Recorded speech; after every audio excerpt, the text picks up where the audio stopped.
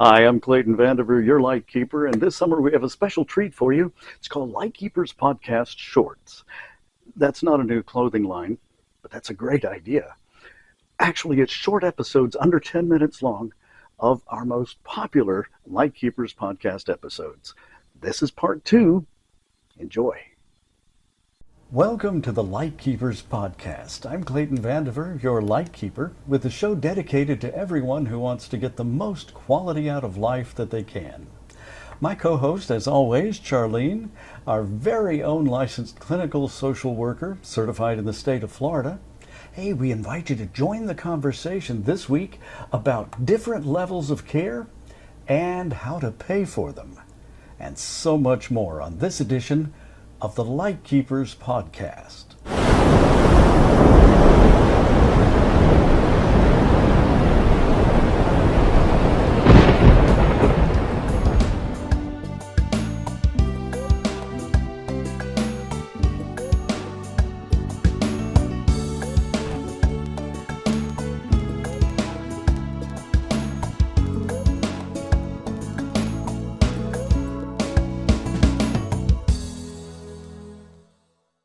Before we start, what resources, a few weeks ago we were talking about vetting and investigating the professionals that are working with you to make sure that they're reputable and not, witch doctors. That was an interesting episode. But I'm wondering, is there a way to vet or investigate these sort of facilities ahead of time before you send a loved one there or before you go there yourself? Absolutely. And provided this is a situation that you have some control over, I would absolutely recommend checking out any facility. And I know I'm going to upset a lot of facility employees when I say this, but make sure you take a tour of the facility, lay eyes on the facility, but don't let them know you're coming. Oh, okay. So an unannounced visit is a good thing. Unannounced visit is a good thing. Otherwise, they're going to have the staff on their best behavior, and they're going to have things nice and neat and clean. And for some facilities, that may be the normal. Hi, Wizzy. For other facilities, that may not be. One of our cats checking in to make sure we're covering all of this information for you. I'm curious, is there a central website with any rankings or ratings that folks could be referred to? So Medicare does have a system. The U.S. Centers for Medicare and Medicaid Services, also known as CMS. Okay. So if you hear me say CMS, that's the Center for Medicare and Medicaid. They have a 5-star quality rating system that can be researched online, and basically what they do is they have these facilities rated. Thank you. They have these facilities rated according to Medicare standards, and they have those ratings online where people can research them and look at them. But I wouldn't recommend stopping there. I would also recommend looking at reviews. Reviews are important, keeping in mind, of course, that there are some people that will complain about anything and everything. So take those reviews with a grain of salt. Fair enough. Yeah. But reviews are important because these are normally left by people who have had firsthand experience. Sure. And of course, word of mouth. If you know someone who's had personal experience, that's going to be important also. Well, now, a few years ago in the state of Florida, there was an agency of the Department of Elder Affairs, and they were called the Ombudsman. That group actually went to facilities like this, nursing homes, skilled nursing facilities, and they did surprise visits. They rated them, not rated, but rated them on their performance and cleanliness and so forth.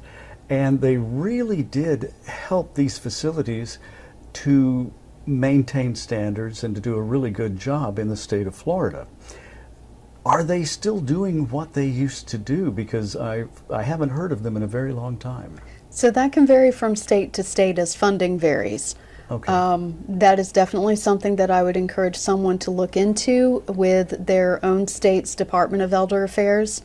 Which is a good thing to look into anyway, because you may want to have that information in case you need an advocate working with the nursing home. Okay. Nursing home care is important to have for those that need it, but in a lot of cases, home is going to be the best option if it's at all possible. Definitely something you would want to look into for the homes in your area. Well, I appreciate that. It's and I should introduce Isabel. She's been in a few of our episodes so far, but this is her first time on camera. This is, I guess we call her the therapy cat around the house, because she knows that whenever we're working hard, she needs to be there to help us out and help us stay stress-free and cool, calm, and collected. So this is Isabel. She likes to be in the middle of everything. And it's something we probably should do an episode about at some point, because animals play such an absolutely, pets are a great part of the family, and they play a really important role Absolutely. in reducing stress, in making life better. There's so many studies. There are a lot of studies that show the benefit of pet ownership, having those furry, feathered, or scaled family members. They have a lot of benefits to our personal health, to our emotional health, and it's good to do for them. There's so many animals out there that need a family and need a home, and I'm glad she can be a part of ours. She looks great on camera, let me tell you. So we know we're going to the hospital, and what is a typical stay for the patient from admission to discharge, the entire process before they ever get, since we're talking about levels of care, that's really where the care often starts. It is where the care often starts, and that's something that is a topic that we really don't have time to get into today, because there's a lot of great information that needs to be shared about that, starting with going to the hospital, how you get there, whether you're a trauma call or a walk-in admission, so to speak. Yeah. We don't have time to get into all of that here today, but definitely something we should cover. Well, I tell you what, why don't we make that our next episode for our listeners and our viewers, because the hospital stay really is the first point of contact with the system for a lot of people when we're talking about levels of care and how to pay for them. Like you said, Medicare, Medicaid, private insurance. Which of these pays for some of these facilities we're talking about again?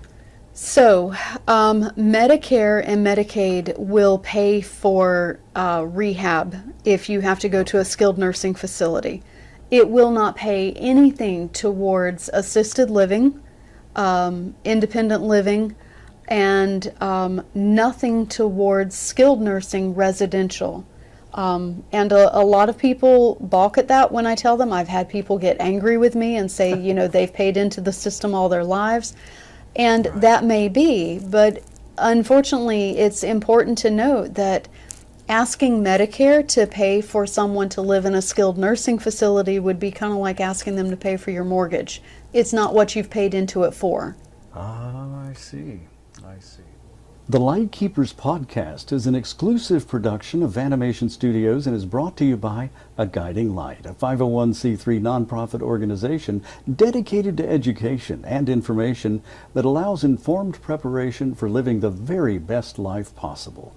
The mission of A Guiding Light is to provide education to professionals and information for everyone else about life planning, available guidance, and counseling that helps individuals and their family navigate options that improve the quality of their remaining days.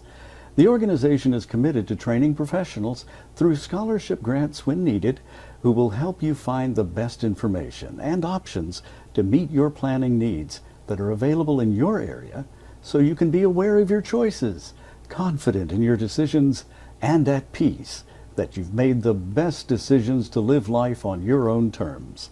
Visit the website at aguidinglight.org, or to make a tax-deductible contribution that helps others find the information and resources they need, please send your check to the address on the screen right below me here.